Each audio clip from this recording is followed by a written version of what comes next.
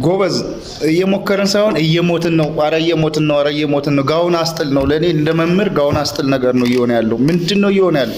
35% ግብር ከፍለን በአመት ምንም አይነት ጭማሪ የሌለን ሰዎች አሁን ደግሞ በባንክ ቤት ደሞዝ ሲወጣ 5% ተቆርጦ ለድንገተኛና ምናምን ሚል ቴክስት ሲገባ እኔ አመመኝ። በቃ ጋውን አስጥል ነው። እስክሪብቶ መስራት በጣም የሚያስጠላ በጣም በቃ እያስጠላ መጣ።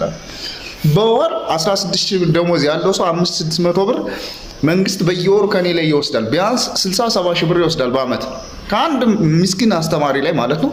ይደምርልሃል። አሁን ደግሞ 550 ብር ይቆርጣል በአመት። እኛ የሚጨመርልን ብር 1000 ብር እንኳን የማይሞላ ብር እያሰባችሁት ነው ጎበዝ። የቤት ኪራይ በየወሩ በየአመቱ ምን ያህል እንደሚጨምር እኔ ፐርሰናሊ 4000 ብር የቤት ኪራይ ከፍዬ ለሁለት ልጅ 4000 ብር የትምህርት ቤት ከፍዬ ስንት የሚቀር ይመስላችሁ? 11600 ብር ደሞዝ ላይ እጄ ላይ 8000 ብር ወጪ ሳደርግ ስንት ይቀረኛል?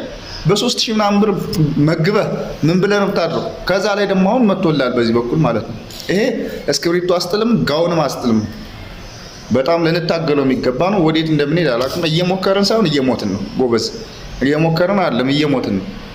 ፋይናሊ ምንም ለመናገር አም ሶሪ ዲፕሬሽን ነው። ምንም ማለት አይቻልም። ግን ወዴት እየሄድን እንደሆነ እኔ ግራ ገባኝ። ፐርሰናሊ ግራ ገብቶኛል። ጋይስ ፕሊዝ ሌትስ ስታንድ ቱጌዘር። ይሄን ነገር ፌር አይደለም የምትሉ ማለት ነው። ፕሊዝ ሌትስ ስታንድ ቱጌዘር። አብረን እንሁን። አላውቅም ምን እንደምናገር ራሱ ግራ ገባኝ ማለት ነው። ምን እንደምን ግራ ገባኝ። ለትራንስፖርት እየተቸገረን የምንሄድ ሰዎች በምንም መንገድ ሳፖርት ማንደረግ፣ በተለይ እኛ የግል ትምህርት ቤት መምህራን ማለት ነው ምንም ሳፖርት የሚያደርግን መንግስት ባልሆነ ግብር ብቻ እየከፈለ ምን ተጠቃሚ እኮ አይደለም። ከሱ ላይ ሳፖርት እያደረግነው ነው ያለነው። ግን በዛ ልክ ደግሞ አልፎ አሁን እዚህ ደረጃ ደርሰናል ጎበዝ። እየሞከርን አይደለም እየሞትን ነው። በሞከርን ቁጥር እያፈረጡ ማለት ነው። አይ ዶንት ኖ ብቻ ደስፐሬት ነው ሆፕለስ ነው አሁን እያወራሁት እና ምንም ልላችሁ አልችልም።